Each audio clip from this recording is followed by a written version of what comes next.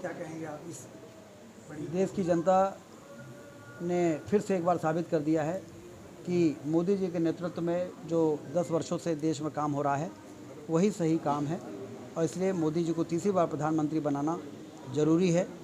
ये जो जनादेश सामने आ रहा है वो उसी का प्रतीक है, और लगभग 300 सीटों पर भारतीय जनता पार्टी के नेतृत्व वाली जो एनडीए है इसको बढ़त मिली हुई है।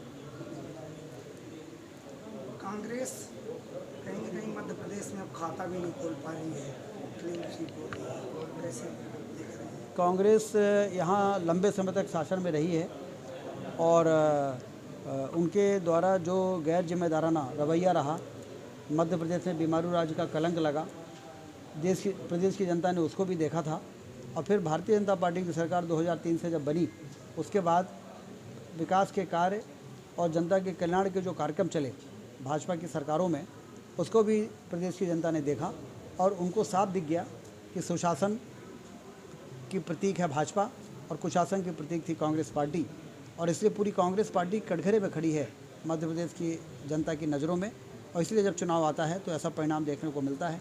पिछली बार एक सीट हम रह गए थे और इस बार छिंदवाड़ा भी जीत गए, तो 29 में से 29 सीटें भाजपा की झोली में डालकर प्रदेश की जनता ने ये मैसेज दिया है कि जो काम करेगा उसी को जनता का आशीर्वाद मिलेगा। देश के गृह मंत्री 5 लाख से अधिक मतों से भी विजयी हुए हैं, प्रधानमंत्री भी बड़ी जीत की ओर अग्रसर है। उनके नेतृत्व में पूरे देश में जीत हो रही है, मोदी जी के, अमित शाह जी के, नड्डा जी के नेतृत्व में। तो उनकी जीत तो हम सब मान के चल रहे थे कि एक तरफा जीत होगी, और उसी प्रकार के परिणाम देखने को मिल रहे हैं। तो अपनी ओर से मैं बधाई देता हूँ। सभी विपक्षी दल इकट्ठे हो गए इस बार, फिर भी परिणाम उनके मुताबिक नहीं रहा, क्या वजह लगती है?